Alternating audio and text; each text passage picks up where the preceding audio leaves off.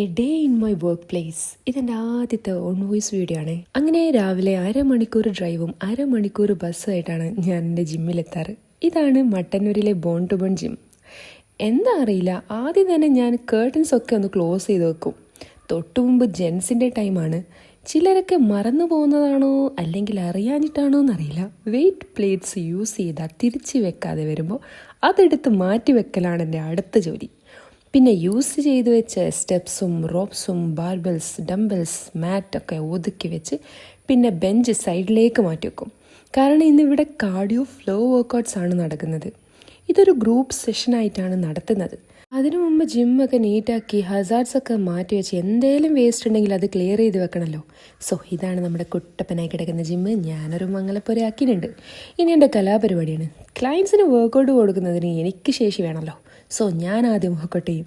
ഇന്നൊരു full body എന്നെ target ചെയ്തിരുന്നു. സോ അതൊക്കെ കഴിഞ്ഞപ്പോഴേക്കും 1-2 വെയിറ്റ് ട്രെയിനിങ്ങിന് വേണ്ടി വന്നവർക്ക് ട്രെയിൻ ചെയ്ത് പിന്നീട് ഫ്ലോർ വർക്കൗട്ട്സിൻ്റെ ടീംസ് എത്തി.